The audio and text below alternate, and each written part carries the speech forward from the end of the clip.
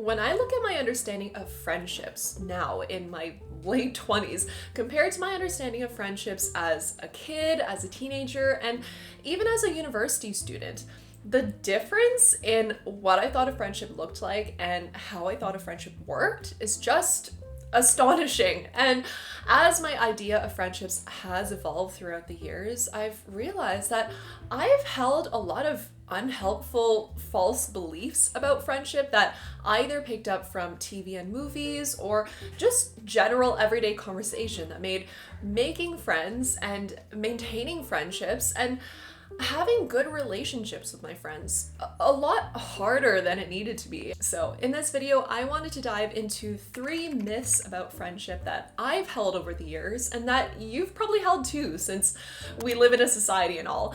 And this is actually the second video in a 4-part series on friendships that we're doing during the month of February, the month of love. We're celebrating platonic love this month, and my whole goal with this series is to help us all to have stronger, deeper, more fulfilling friendships. And I think a big part of that is debunking these very common yet very damaging myths about friendships. So let's get into the first one, which is that we should all have that one best friend. Much like rom-coms paint an unrealistic picture of romantic relationships, TV and movies definitely also paints an unrealistic picture of the best friend. The best friend is that one person that you bestow the coveted title of best friend to. This is a person that you do everything with and tell everything to. You're constantly texting, calling, hanging out. You're just in constant contact with them. And all your other friends in comparison are secondary to this one best friend. I totally bought into this idea of the best friend when I was younger, and I tried to recreate these best friendships that I saw on TV in my own life. And this just never worked out, and I think it contributed to a lot of the issues that I had with friendships growing up. But as I've matured, and as my friendships have also matured, I've realized that friendships in real life very rarely look like those best friend stereotypes that you see on TV. And honestly, they shouldn't look like that, because you start to realize how best friends on TV are borderline getting over involved in each other's lives and are overly reliant on each other, almost to the point where they need each other for their emotional stability. And that's not healthy either. It is way too much pressure to put on one singular best friend to meet all of our friendship needs. It's just not realistic, and it sets us up for disappointment and loneliness when that one best friend inevitably doesn't meet all of our friendship needs single-handedly like we expected them to. So how I've learned to approach this idea of the best friend in a much healthier way now is to strive to have multiple best friends who can meet my friendship needs in different ways. So personally, I have best friends who I relate to about being Chinese Canadian. I have best friends who I go to for advice when I'm having a tough time. I have social work best friends who are also social workers like me. I have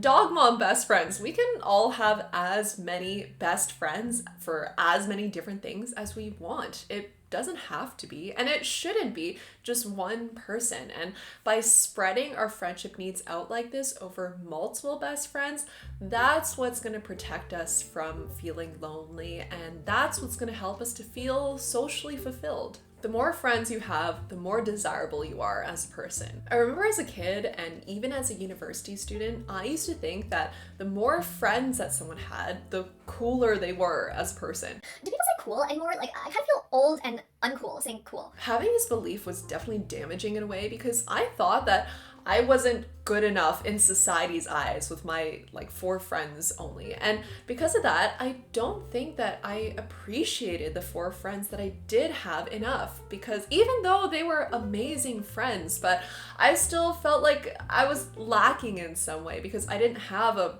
friend group of 8 people like I thought I should. Growing up watching Friends, I was under the impression that entering adulthood automatically came along with this big, close-knit friend group that you'd always be hanging out with. And when I entered adulthood and I didn't have that, I thought that there was something wrong with me, or that I had lower value as a person. But over the past few years, I've been doing a lot more work on embracing my introvertedness. I am an introvert through and through, and honestly, I don't think my introverted self would be able to handle being in a friend group of 8 people. Like, if a group hangout exceeds 5 people, I am just overstimulated and confused, and especially if there's more than one conversation going on at once, I just don't know what to do with myself, and my social battery drains like that. I would so much rather hang out with just 1 or 2 friends at a time so that I can give my undivided attention to them individually, and I find these interactions a lot more fulfilling and recharging as opposed to draining. So I fully accepted and embraced that I'm just someone who would much rather have a small number of really close friends. And I can say without a doubt now that I have no interest in having a large friend group just so I can appear more desirable in society's eyes. Like,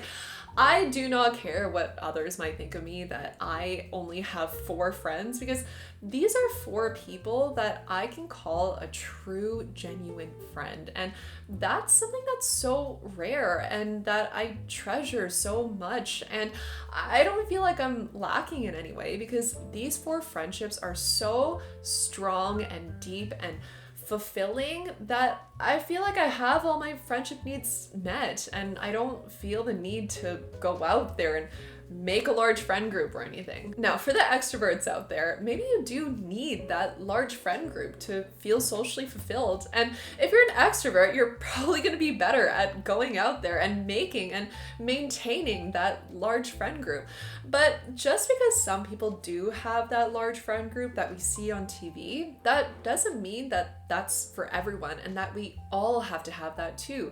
There's nothing wrong with you if you don't have a large friend group and only prefer to have 2 or 3 friends, because some people just prefer to keep their friendship circle small. Simple as that. That's everyone's personal choice, and whether you have 2 friends or 20 friends or 200 friends, that doesn't change anything about someone's value or worth as a person. Friendships just happen organically, that it's completely serendipitous, that you run into someone as you're going about your everyday routine and you just instantly hit it off, and then you start hanging out all the time and you become BFFs.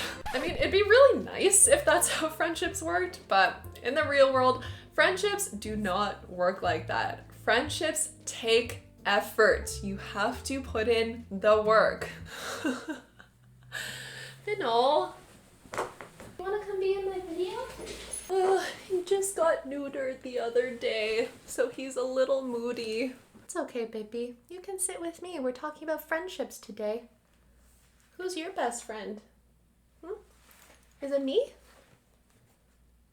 Yeah, that's what I thought. The fact that friendships require effort is a huge wake-up call that I went through when I graduated university, because in university, it's so easy to meet people and make friends.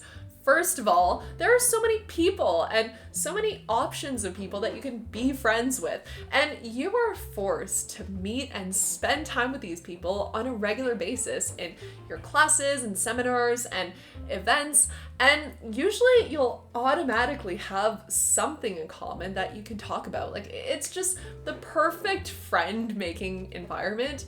But when you graduate and you all go your separate ways, and you're not seeing each other every day like you used to, suddenly you realize, like, oh shit, friendships aren't just falling into place anymore like they used to. I actually have to put effort and time into my friendships if I want to have any friends. As adults, we don't have any external forces bringing us together with our friends every day. And if we want to see our friends and maintain our relationships with them, we have to be the ones to plan and intentionally set aside time to see them. It's all on you. There's no one who's going to do it for you. And to make things even harder, we now have all these responsibilities as adults that we didn't have as students, like jobs and chores and errands, and we have even less spare time to spend now with our friends compared to when we were in school. Now, there there are really two ways that we can look at this reality. We can either see it as another chore that we have to add to our calendar, like, I've already got so much on my plate, I'm already so stretched for time, and now I gotta make time for friendships too. How am I gonna find time in my calendar for that? or we can look at it as an advantage. If we're all already so busy, that means that the limited free time that we do have is so valuable, and we're gonna wanna be more selective about who we choose to give our time to. And we're likely gonna gravitate towards only giving our precious free time to the people who we actually want to give it to, the people who we genuinely enjoy their company and who we have shared interests and values with, and who just all around make our lives better. And I think this is one of the things about friendships in adulthood that make them so much better and more meaningful than friendships in elementary school or high school or college, because the friends that we made at school, often we were just friends with them out of convenience. It was because we were forced to see each other every day at school that we were friends, and maybe not necessarily because we actually enjoyed their company. And maybe we wouldn't even be friends with them if we didn't have to see each other at school every day. But as adults, we get to spend time with people out of choice instead of obligation. And as a result, we're more likely to have better quality, more fulfilling friendships. So those were the 3 common myths about friendship that I've held that have been completely unhelpful, and that if you've also held, we should just all unlearn them ASAP.